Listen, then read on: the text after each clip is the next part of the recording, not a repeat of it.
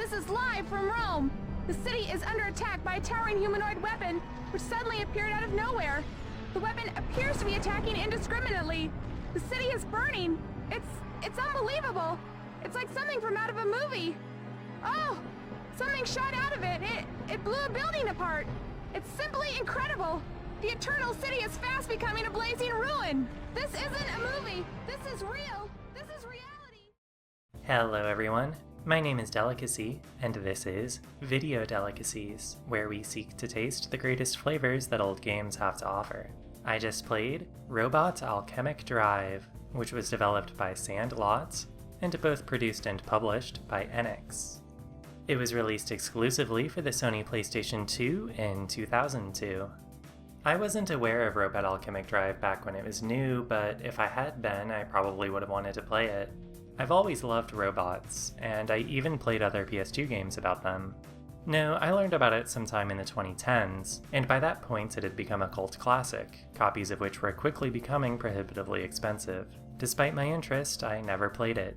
Fortunately, I happen to know someone with a copy. With the pretense of making this video, I was able to borrow it and finally experience this legendary game for myself. The camera in this game is very shaky, so please be wary. In the alternate history of Robot Alchemic Drive, the explorers who left Earth in the 1960s and 70s all perished. Humans discovered that, because of something called the Nectar Barrier, they were unable to survive in space. And furthermore, aliens could not come to Earth. Humanity resigned itself to eternal isolation. However, some scientists theorized the existence of beings which could transcend the Nectar Barrier. Now, in the fictional city of Senjo, a terrible revelation has occurred. Those beings, the Volgara, are real, and they're humanity's enemy. The game began by offering me the choice of 3 robots, the Meganites. There was Meganite Vavel, the balanced option, Airborne Dominator Lyol, which traded power for mobility, and Glang the Castle Keep, which favored power but lacked in speed. Being a huge Macross fan, I went with the one that could turn into a jet, Lyol. The next choice was between 3 heroes. They all shared a name and backstory, so this was entirely about aesthetics. There was an anime protagonist boy, a cool boy, and then there was the obvious choice. I love when games give the protagonist cute clothes, but in 3D that comes with certain risks. I like this game's solution of giving her sailor dress an open front with matching shorts. It led to a really fun and distinctive outfit. I would cosplay this character. When I gained control of the hero, Tsukioka, she was meeting her classmate Nanao at a train station. I could move her around using what is colloquially referred to as tank controls. Up on the D-pad or analog stick went forward, and left and right turned. I could also jump using circle. The station felt unnaturally empty. This would be a consistent characteristic of the city, though it was more pronounced here in one of the few indoor areas. Upstairs, Nanao was on the platform. Tsukioka apologized for being late, and the two waited together for the train to arrive and take them shopping. Soon after, though, purple lightning erupted in the sky. Tsukioka called it the Phantom Effect. The lightning was followed by the appearance of an enormous robot. She called that a Volgara Giant. My protagonist clearly had access to information that I didn't. Nanao was worried that the robot was heading in the direction of the home where she lived with her grandmother. Tsukioka didn't want Nanao putting herself in harm's way, but reluctantly agreed to accompany her.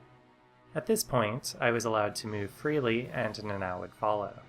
One feature of tank controls is that the direction of the camera is determined by the direction of the character, meaning that I couldn't run one way while looking another to make sure that Nanao was still behind me. I ran most of the way to her house before realizing that she hadn't kept up, so I went back to find her. When I finally arrived at the house, the Volgara fired a laser that destroyed the entire block.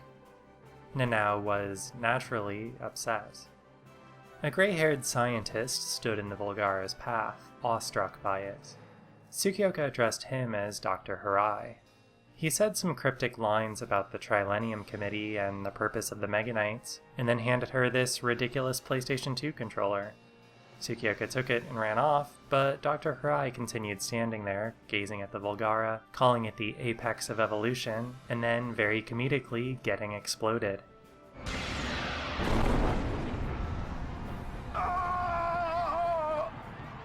Upon witnessing this, Tsukioka looked down mournfully at the oversized DualShock in her hands. The game was off to a very strong start. A news broadcast played as I navigated to the Trilenium Committee headquarters. There was a video cut in the corner of the screen, and an accompanying voiceover from journalist Mika Bonhara. These would occur frequently throughout the game, and I really liked them. The split-screen video was an impressive effect, and hearing Mika's voice made the world feel a little less empty. Once I arrived, I met another scientist, Dr. Wiltz. Tsukioka was surprised when he said that he was planning to have her launch Lyol. It was untested, but Wiltz found the risk preferable to letting the Volgara demolish Senjo. Nanao, acting as the voice of the audience, had no clue what was happening. Lyol appeared in the sky above. I could then press Select to switch between controlling it and controlling Tsukioka. While in Fortress mode, its jet-like form, Lyol also used tank controls. But notably, the camera remained tied to Tsukioka's perspective. I could continue to control Lyol if it went out of sight, but I would have to guess what I was doing. This was a key part of Robot Alchemic Drive's gameplay. In order to see, I would frequently need to swap back to the hero and move her into a better position. But since I could only control one character at a time, Lyol would be defenseless anytime I was doing this. It's an interesting idea to build a game around. In Fortress mode, Lyol only had access to ranged attacks. This was a problem because the Volgara's Phantom system allowed it to teleport away from incoming projectiles. I would instead need to engage it up close. By pressing square, I could transform Lyol into its humanoid form, which was called Vertical mode. Once I had dealt sufficient damage to a Volgara in hand-to-hand combat, its Phantom system became inoperable, allowing me to hit it with ranged weapons if I so desired.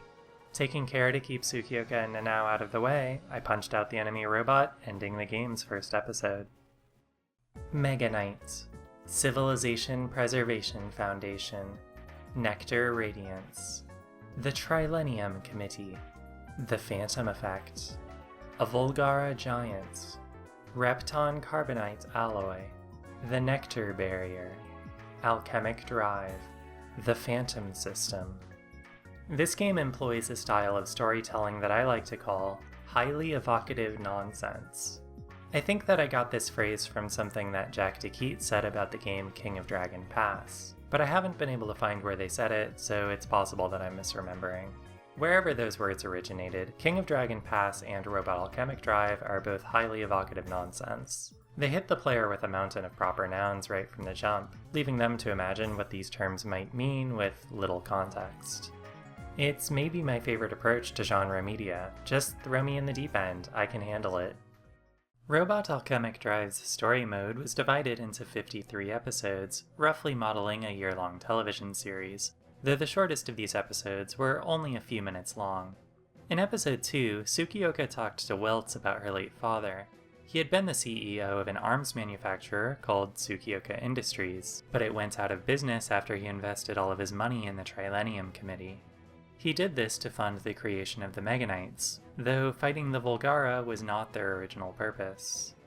Wiltz gave Tsukioka an anti-gravity device called the Gravity Drive. I could use this to fly up to Lyol while it was in Fortress mode, and it would also prove useful for getting to high vantage points during combat. The controls for driving a Meganite were extremely complicated, but it's vital that we go over them for you to understand what it's like to actually play this game. L1 took a step forward with the left foot, R1 took a step forward with the right, and L2 and R2 were used for walking backward. To turn clockwise, I needed to hold R1 and R2, and to turn counterclockwise, I could hold L1 and L2.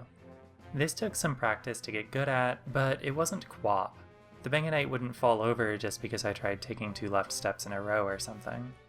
There were also some more advanced movement options. I could tilt the Meganite's torso by holding up or down on the D-pad. I could crouch by pressing L2 and R2, and I could leap by pressing L1 and R1 while crouched. The 2 analog sticks controlled the arms. I could use them to perform several distinct boxing moves, but basically moving the stick up from a neutral position would do a light punch, and moving the stick from bottom to top would do a heavy punch. Note that I could use any of these attacks while also moving the legs. Pushing both sticks inward would guard, which could be done while rotating, but not while walking. The blue gauge in the bottom right is the Meganite's energy. This gradually filled over the course of a battle. Once it entered the red zone, I could use a powerful attack, but first I would need to initiate a grand charge by simultaneously pressing L1 and R1. A grand charge is a cool pose that a robot needs to strike before doing its big move. Volgara would also pose like this, offering a cue for when to guard. Lyell had a special attack called Aerial Corroder, which I could do by pressing triangle from a grand charge. This would be my main finisher for most of the game. This was the primary use for energy, but Lyell also had a weaker beam weapon called Nova Laser that I could fire by pressing triangle without charging. The two icons next to the energy gauge displayed the number of times that I could use Lyell's ordnance weapons. I could shoot aerial missiles by pressing circle, and thunder cannon by pressing L3. Due to the phantom system, though, I rarely used these types of attacks. Finally, I could open a map by pressing start, which would show the locations of the hero, the Meganite, and any Volgara. That covers most of the controls. If it seems overwhelming, it was, at least at first, but it was really rewarding to master. While Lyell was defeating Volgara after Volgara, the Japan Self-Defense Forces struggled to do anything at all. A pair of hapless JSDF soldiers driving a tank became a recurring source of comic relief, and it was necessary that I protect them in episodes where they appeared. On the first of these occasions, I accidentally stepped on them. I was still learning to walk at the time. Failing the mission forced me to start over from the top. Fortunately, I could hold the start button to speed through dialogue and animations. I would also fail a mission anytime Lyell or Tsukioka ran out of health. After repeatedly failing to protect Japan from the Volgara, the JSDF eventually decided to contract the Trilenium Committee. From episode 8 onward, they paid me after each mission. I received a flat 10 billion yen for each Volgara defeated, plus additional bonuses for each landmark I protected. I haven't mentioned yet that the environments in Robot Alchemic Drive were fully destructible. Every single building could be demolished by either Volgara or Meganites.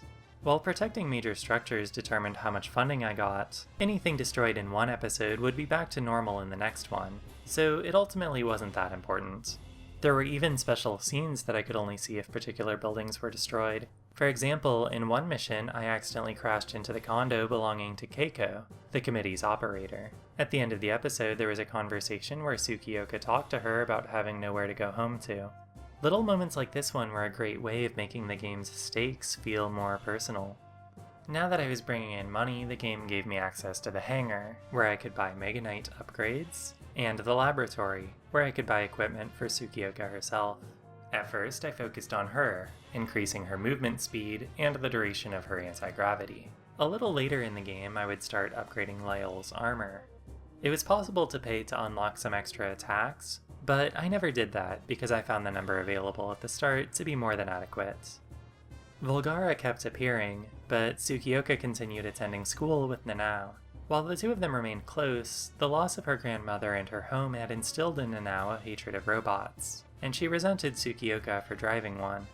Nanao had started working to provide for herself, and it became a recurring joke that she was constantly getting new jobs.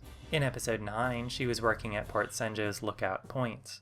It was evacuated due to an approaching Volgara, but Nanao had left behind a memento of her grandmother and went back to retrieve it.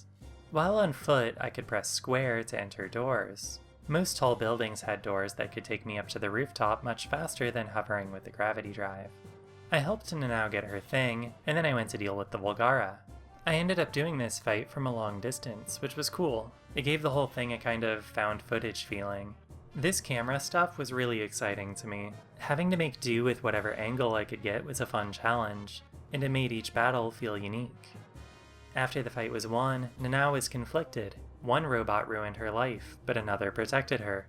She didn't know what to believe anymore. Though I selected Lyell at the outset, I did eventually unlock the other two Meganites during the story. Using these was mandatory at certain points, so let's talk about them. Gleng was similar to Lyell in that it had a fortress mode and a vertical mode. Its fortress mode was faster than Lyell's, but it was wider and grounded, making it very effective at accidentally flattening buildings. Gleng's grand charge attack was called Gaia Buster. It also had an energy weapon and 3 different ordnance weapons. Only 2 episodes required me to use Gleng. Vivelle was the only one of the three Meganites to not transform. It instead had a special ability called Volcanic Mode that could be activated at the cost of energy to make all of its attacks stronger for 3 minutes. In addition to this, it had 2 Grand Charge attacks. Lava Stream was activated with Triangle, and Assault Knuckle by pressing the right stick forward. Vivelle had 1 energy weapon and 2 ordnance weapons. I was required to use Vivelle in 5 episodes, which included a couple of major plot moments.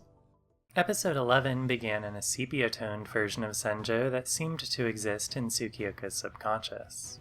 In this space, the present and her childhood coexisted.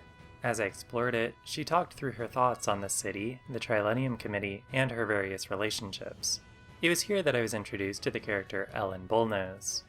Like Tsukioka, she was the child of a weapons industry executive, though they hadn't seen each other since the fall of Tsukioka Industries 7 years earlier. This surreal sequence ended with Tsukioka directly in front of a Volgara with no idea of how she had gotten there. I found this moment extremely striking. An organization called the Evacuation Guidance Group arrived in Senjo to help with rescue efforts. Note that people were not leaving the city permanently. They were apparently just evacuating each time a Volgara appeared and then going back to work the next day as normal, which is a very funny concept given that this happens dozens of times. Among the EGG's relief workers was Tsukioka's childhood friend Ellen. Despite being the heir to a major corporation, she left her family behind to dedicate herself to humanitarianism. I love her. Tsukioka spent the next couple of episodes trying to get close to Ellen so that the two could catch up, but the Volgara were relentless in keeping the two of them busy with their respective duties. In episode 14, while I was fighting the enemy, Ellen was rescuing the mayor from the burning city hall. Tsukioka was listening in on the EGG's communication frequency, giving me updates on her status during the battle. This was another way that the game kept the stakes personal. After a while, the phrase "extinguish fire with the Meganite" appeared on the screen. But the game had never taught me how to do that, and I was worried that anything I tried would just make matters worse. I continued to focus on fighting the Volgara, and I seemed to get a good outcome even without messing with the fire. I was then introduced to Masaru, Ellen's fiancé. He was the heir to Misaki Heavy Industries, yet another weapons manufacturer. The couple's parents had arranged the engagement as a business move, and their romance was one-sided. Masaru chauvinistically disapproved of Ellen's dangerous job, and she didn't appreciate his point of view. Despite her clearly disliking the guy, Tsukioka still seemed jealous. Speaking of love triangles, a couple of missions later, Nanao collapsed, her constant labor taking a toll on her health. She needed to be rescued by Ellen, but she was suspicious of Ellen's relationship with Tsukioka. It's great that the game is like this. I'm so happy that they didn't rewrite the romantic stuff for the girl character. There were several different types of Volgara robots. Episode 18 was the first appearance of a Centurion, the strongest one that I had seen yet. I launched Lyol, but I was unable to damage it, so Wiltz ordered me to retreat. In the following episode, he had me deploy Vivelle instead. This was a frustrating mission. Having me fight this powerful enemy with a robot that I had no experience driving was a baffling decision, but I was able to overcome it on my second attempt. So, I have not heard the voice track for Gigantic Drive, the original Japanese version of this game, but it did pull in a couple of well-known voice actors, so I imagine that it's probably pretty normal. The English voice track, on the other hand... What's that helicopter trying to do? That looks like a BNN helicopter. I've sent them warnings to clear the area, but... Ignoring our warnings, huh? That takes guts. That's dangerous. It's incredible. Robot Alchemic Drive is a janky, low-budget game, and these cheesy, schlocky deliveries could not be more fitting. The destroyed buildings are as follows. The supermarket. These buildings have been completely destroyed. The English voice cast in this game overlaps significantly with that of Grandia Extreme, another NX-published PS2 title. But most of these performers have no credits outside of these two games, at least not under these names. Whoever these people are, I want to thank them for their performances. They certainly brought a smile to my face. Nanao's health continued to suffer. When questioned by the high school's nurse, she divulged that she had been eating nothing but bread and water. Suddenly, 2 Volgara approached the school, and for the first time I needed to fight multiple opponents at once. It was tense, but nothing I couldn't handle. In the following episode, Tsukioka decided to go buy groceries for Nanao. But while she was out, 2 more Volgara appeared. This time I had backup. I handled one of them, and the other one was taken out by a mysterious Meganite named Valdor. After the battle, Valdor vanished as quickly as it appeared, but that wouldn't be the last I saw of it. Ellen dropped by the committee headquarters on EGG business. Tsukioka decided to show off by launching Lyol, something she's apparently allowed to just do whenever she wants to impress a girl. Wiltz overheard the pair talking and objected to Ellen calling Meganites robot weapons, saying that they were neither robots nor weapons. Look, I can be pedantic about language sometimes too, but you need to pick your battles. The game literally has robot in the title. Wiltz believed that Meganites would be the successors to humanity. Because they were unaffected by nectar, they could outlive us by moving to space once the Earth had become uninhabitable. To Wiltz, this was human extinction's only solution. Ellen wasn't so sure. A Volgara appeared, and then I protected Ellen as she went around rescuing people. Afterward, she and Tsukioka picked up their flirting right where they had left off. The next group of episodes centered around a new character, Souya. He was the son of Dr. Hirai, the one who gave Tsukioka the dual shock and then immediately blew up. Like Tsukioka, Souya was trained as a Meganite driver. Why she was ultimately chosen over him was not apparent. It was obvious that he knew a lot more about the Meganites than her. He put his training to use by supporting Tsukioka in several missions. There was one where he helped her hunt down a human-sized Volgara. There was a truly dreadful one where she had to fight a Volgara on foot, and he helped by teaching me how to use grenades. And there was one where he and Tsukioka split up to destroy a bunch of radio jammers that were preventing her from controlling Lyol. An important thing that came to light during these missions was that the Volgara robots were not being controlled remotely like the Meganites. Instead, the Volgara, who were once an organic species, had made themselves into robots to survive in space. The exact metamorphosis that Wiltz had in mind for humanity. I wonder whether Wiltz's plan also involved colonizing inhabited worlds. Most missions took me to one of 2 maps, downtown or New City Center, with an occasional trip to the port to mix things up. So it was a nice surprise when episode 33 introduced a new one, Mount Chihaya. This was the location of a facility mining georite, the Meganite's energy source. Georite was also an important resource for the Volgara, and so 3 of them attacked at once in an attempt to claim it. This was another mission where I was required to use Vavel, and it was another tough one. So, remember Vavel's volcanic mode, where I could spend a bunch of energy to get stronger for 3 minutes? Well, I found out here that if I let those 3 minutes expire, I failed the mission. Maybe the game would have told me this if I had chosen Vavel at the start, but since I was on the Lyol route, I had to learn the hard way. If I spent enough time fighting the 3 Volgara, my rival Valdor would arrive to help out. On my 3rd attempt, when I ultimately won, I took my enemies to task so quickly that Valdor never even showed up. It was satisfying to get such a decisive win. A couple of missions later, another Volgara appeared, and this time Valdor was first on the scene. By the time Tsukioka arrived, the alien robot had already been dispatched. Souya revealed that he was Valdor's driver, a twist so obvious that I had convinced myself that it wouldn't happen. My theory was that it was Tsukioka's father driving Valdor. Souya demanded that she duel him. After some fighting, both Meganites went volcanic mode. But then, Souya went even further beyond and entered Genesis mode, giving Valdor a cute little spiky mouth. Wiltz called this the Forbidden Power, but I was able to finish Valdor off before it had the chance to do anything with it. But then, Tsukioka lost control of Vavel, and it too went Genesis mode. To everyone's horror, the uncontrollable Meganite began attacking buildings. Dr. Hirai, who somehow had returned, built Genesis mode into the Meganites to accomplish his goal of eliminating half of the human population for the sake of the species' survival. You see, the Trilenium Committee was named that because its objective was to discover a way for humanity to survive until the year 3000. Wiltz, who didn't believe the planet would still be inhabitable by then, put his hopes into going to space, but Harai was committed to prolonging life on Earth at any cost. A Centurion materialized near the committee headquarters, and Wilt demanded that Harai disable the Genesis system so that Tsukioka could go fight it. He refused.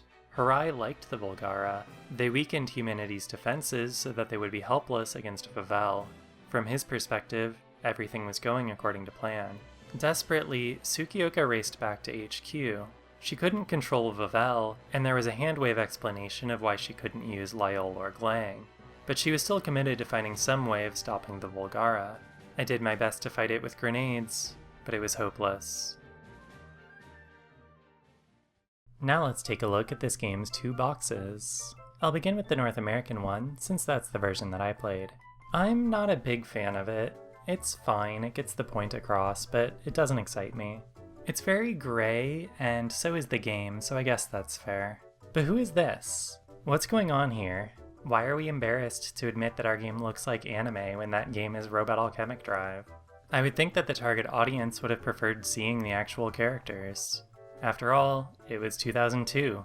Cowboy Bebop was huge in the US at the time, and like Cowboy Bebop, Robot Alchemic Drive featured character designs by Toshihiro Kawamoto.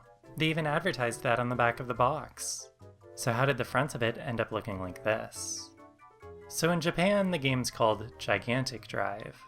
I respect that they wanted to get the word robot in there. I probably would have simply called it Gigantic Robot Drive, but Robot Alchemic Drive is fine too. Though I don't get why the logo pushes the RAD initialism so hard. RAD as a title says nothing about this game. Let's move on to Japan's cover. It's not an amazing box, but it is a huge improvement. It's more colorful, Vavel looks cooler, and it's got the actual characters on it, albeit with some weird glow around them. I like this logo significantly more than the NA one too. It's a beautiful piece of design. It's kind of hard to make out at this resolution, but that lower text says, in English, "Holy, holy, holy is the Lord of hosts, the whole earth is full of his glory." A quick search informs me that this is Isaiah 6:3 from the Bible. I'm sure that it means something in that context, but here it's just highly evocative nonsense. I love it, it's incredible. However, it is also absolutely just doing the Nerve logo. It would be easy to overstate the similarity between this game and Neon Genesis Evangelion. I would argue that they mostly just shared a pool of inspirations. This logo, though, is the smoking gun that there was some direct influence as well. Back in the Sepia world, Tsukioka was telling herself that Senjo deserved to be destroyed. But then she remembered how courageous Nanao was. She remembered how heroic Ellen was. Tsukioka knew that she wanted to protect them. When she awoke, Vavel was right in front of her, just like the Volgara had been before. She now understood that the Meganites had been learning from her this whole time. Vavel wanted to destroy the world because it believed she wanted that, but she changed her mind. Vavel, a Meganite, but also a person, decided on its own to rewrite Harai's programming, making Genesis mode nothing more than another weapon for Tsukioka to use against the Volgara. That was an intense series of episodes, so I think the next one was intended to be more comedic in order to lighten the mood, though maybe they took it too far. Instead of a Volgara, the target this time was Dontarian, a Godzilla-like creature. That wasn't necessarily a problem, but Dontarian was explicitly described as an organic space alien, which is a thing that cannot exist in this setting. It undermines the entire premise. It's very clear that the people making this game had a lot of affection for kaiju films, so I know that this was created lovingly, but I strongly believe that it shouldn't have been included in the story mode. One positive was that I was no longer required to use Vavel. From here until the end of the game, I relied exclusively on my main Lyol. The Volgara had an Elite Four called the Warlords, who I needed to defeat over the course of several episodes. The first, named Baron, was a melee specialist. After Vavel received the Genesis mode upgrade, Lyol got a new toy as well. Ellen was injured, and Tsukioka's intense emotions upon seeing her bleeding out triggered something in Lyol. From that point on, I was able to use the Demon Sword Desecrator. By spending a full bar of energy, Lyol could deploy a pair of energy blades which significantly improved the power of its melee attacks, and they also seemed to deal contact damage even when I wasn't attacking. Using those, I was able to take down Baron easily. The second warlord, Spectre, had a super powerful phantom system that allowed it to evade all attacks, even at close range. I needed to take out a number of small Volgara around the city. Once I did, it disabled Spectre's teleportation so that I could finish it off. The next warlord was called Toxinator. It released poisonous Repton gas, which caused Tsukioka to take damage over time. The gas was heavier than air, so I could avoid it as long as I kept her in high places. Ellen was evacuating the hospital during this battle, but she was sick herself from having inhaled the gas. Masaru, her loser fiancé, insisted on performing the evacuation personally to keep her from overexerting herself. I think this was meant to be a face turn for him, but he had literally been saying that Ellen shouldn't be endangering herself to save people since his first appearance, so I'm not sure that this was actually much of a change for him. After that, the Volgara began building a city atop the georite-rich Mount Chihaya. The world's militaries converged there equipped with anti-Volgara weapons. This was a diversion intended to draw the aliens away so that the Meganite could strike uncontested. This mission was a really fun inversion of the Robot Alchemic Drive formula. This time, I was the invader wrecking all of the buildings. As I was smashing it all to bits, I was listening to updates on the battle raging outside the city. The fourth warlord, Banisher, battled Souya's Meganite Valdor. Valdor was defeated and then never appeared again. This felt like it should have been an important moment, but it happened entirely off camera. Afterward, the warlord reached the Volgara city, where Lyle dispatched it very easily using its swords. Senjo was evacuated one last time in preparation for the final battle. In a scene that rhymed with the very first episode, Tsukioka met up with Nanao on the train platform. Nanao made her promise that she wouldn't die. In episode 53, I was faced with the ultimate Volgara, Asmodeus. On my first attempt, Lyle was brought down in a single shot by Asmodeus' powerful ether cannon. It was a very funny way to start things off. Nanao, who was supposed to have taken the last train out of town, showed up partway through the battle. She blushingly admitted that she wanted to be with Tsukioka, and Tsukioka blushed back. After a little more fighting, a red light suddenly pierced Asmodeus. It was an orbital laser co-developed by Masaki and Bullnose, a gift from Masaru and Ellen.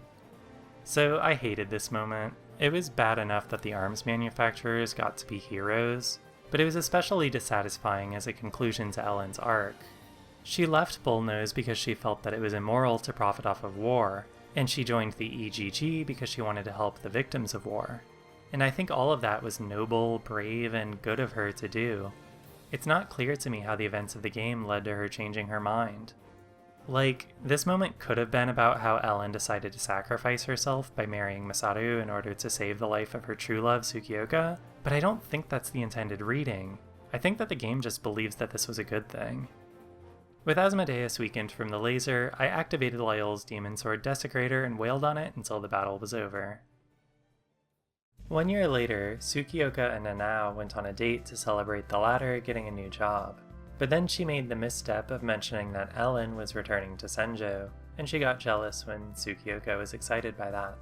This was cute, but to be honest, I was really invested in the romance subplot, so I was hoping for a little more. Completing Robot Alchemic Drive took me 15 hours and 35 minutes. I failed missions 21 times, so someone better at it obviously could have done it much faster, but given how unique this game is, this level of struggle is probably typical. For me, it was basically the perfect length. It gave me just enough time to master its silly controls and clunky combat, which is exactly what I wanted out of it. There were admittedly some points in the middle where the game felt repetitive, but it never dragged down my enthusiasm. I thought that Robot Alchemic Drive was fantastic. Obviously it had a lot of issues. The music was mostly unmemorable, the environments were simple and overused, enemy variety was low, and the writing, while very fun, did drop the ball in some big ways. But none of that mattered much when I was playing a game that was this unbelievably cool. The basic premise, that I was controlling a human who acted as my camera, and also a robot who had a comically circuitous control scheme, was executed perfectly. I don't know how appealing that premise sounds to someone who isn't already a fan of the giant robot genre, but to me, it was something that had fascinated me ever since I first learned about the game. I was thrilled to discover that it was every bit as fun as it sounded. Thank you so much for watching. If you enjoyed hearing me talk about this game, let me know by pressing like or by leaving a comment. Early into working on this project, I made it my goal to release monthly videos for 1 whole year. I'm proud to say that with this video, that goal is complete. I probably can't keep up that pace forever, but I'm having fun and I intend to make more videos as frequently as I can. If you enjoy this series and want to help me justify the amount of time I put into it, you can do so by supporting me on Patreon. I would be forever grateful. Now for the rankings. I truly love Robot Alchemic Drive, but for all of the reasons that I listed a minute ago, it will not be taking the top spot on the list. Instead, I'm going to rank it at number 3, just below another robot game, Custom Robo. When I ranked My World My Way above Spyro the Dragon back in episode 2, I truly wasn't expecting it to stay in first place for this long. It's not like it's my favorite ever or anything, but it was a fun game that really resonated with me, and so I'm happy to have it on top as I wrap up my first year of these videos. Thanks once again for watching. I'll be back soon with Season 2, and I hope to see you back here then.